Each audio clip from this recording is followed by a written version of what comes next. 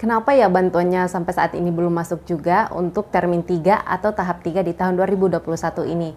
Khususnya untuk program Keluarga Harapan. Kalau untuk BPNT, kemarin saya cek untuk wilayah dampingan saya, itu lancar-lancar aja, hanya ada 2-3 orang yang belum menerima. Sedangkan untuk program Keluarga Harapan ini sendiri, dari 200 penerima bantuan di wilayah dampingan saya, yang baru terima itu baru 40 orangan aja. Jadi bisa dibilang baru 25% yang menerima dari total penerima bantuan yang ada di wilayah dampingan saya. Dan ternyata ini bukan terjadi hanya di beberapa daerah aja, tapi hampir seluruh Indonesia yang menerima bantuan PKH-nya itu, yang keluar bantuannya baru sekitar 25% aja dari seluruh total penerima bantuan.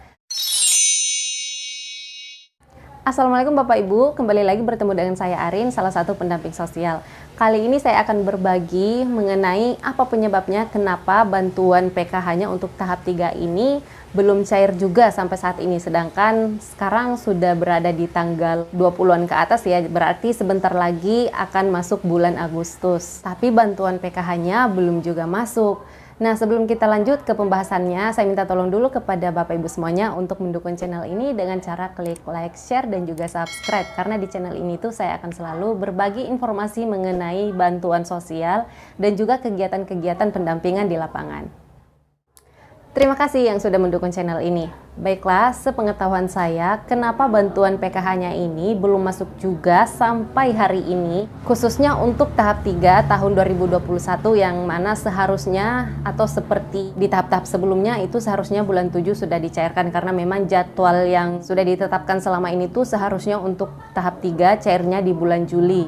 Nah, penyebab yang pertama setahu saya itu karena beberapa waktu yang lalu dilakukannya perbaikan data atau pemadanan data antara Dukcapil dan juga Kementerian Sosial, yang mana ternyata di dalamnya ada beberapa data yang ditemukan semisalnya tidak valid, atau nicknya yang beda, atau namanya yang beda, atau alamatnya yang beda, atau bahkan ada yang ditemukan sudah meninggal tapi ternyata di DTKS orangnya itu masih hidup. Dan juga bahkan ada yang ditemukan dia itu sudah terdaftar sebagai penerima BST tapi ternyata dia mendapatkan PKH juga atau BPNT, yang mana sebenarnya itu tidak boleh ya. Kalau sudah menerima PKH atau BPNT itu tidak boleh lagi mendapatkan BST, tapi kalau untuk BPNT dan PKH ini double itu tidak masalah, justru sebenarnya diharuskan. Tapi kalau untuk BST ini sendiri, apabila orang tersebut sudah mendapatkan PKH atau BPNT atau mendapatkan dua-duanya, dia tidak boleh lagi mendapatkan BST. Nah, karena terdapat double seperti itu kemarin, maka akhirnya butuh proses untuk perbaikan data tersebut, karena yang namanya KYC ini atau data-data masyarakat ini susah-susah gampang yang ngurusnya, karena beda satu huruf aja di namanya atau beda satu angka aja di nicknya itu sudah dinyatakan tidak padan dan butuh perbaikan.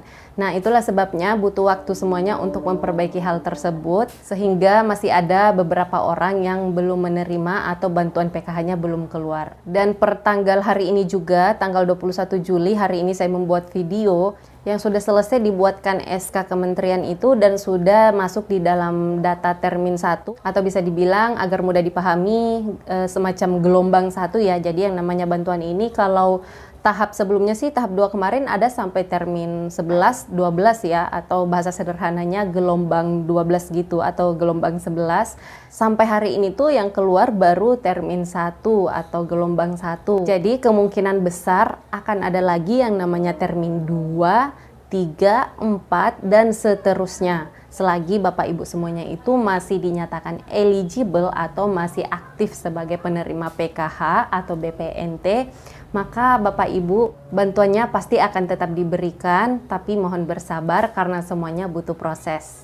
Kecuali Bapak Ibu itu sudah tidak memiliki komponen PKH lagi, yang mana yang termasuk di dalam komponen PKH ini adalah komponen pendidikan, kesehatan, dan juga kesejahteraan sosial. Apabila Bapak Ibu sudah tidak memiliki ketiga komponen tersebut, maka bisa jadi Bapak Ibu itu sudah tidak aktif lagi sebagai penerima PKH. Tapi setahu saya, apabila si penerima PKH ini atau KPM PKH ini akan di-non-eligible-kan atau akan dinonaktifkan dari penerima PKH, maka dia pasti akan diinformasikan terlebih dahulu dan akan diberikan pemahaman terlebih dahulu oleh si pendamping sosialnya sebelum KPM tersebut di-non-eligible-kan.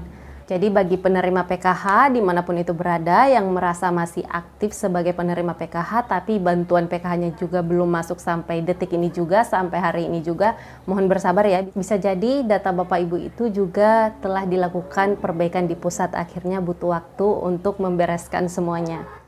Jadi pesan saya, jangan putus harapan, dan yang namanya rezeki itu tidak akan tergantikan, tidak akan tertukar karena sudah ditentukan sesuai dengan rezeki kita masing-masing. Jadi percayalah kalau yang namanya rezeki itu pasti akan kita dapatkan. Tetap semangat dan patuhi protokol kesehatan, memakai masker dengan benar, menjaga jarak, dan mencuci tangan di air yang mengalir menggunakan sabun. Semoga wabah ini cepat berlalu dan ekonomi kita semuanya bisa pulih kembali seperti sedia kala. Jika ada pertanyaan, bisa langsung tulis komentarnya di bawah video ini, dan sampai ketemu lagi dengan saya di video selanjutnya. Assalamualaikum.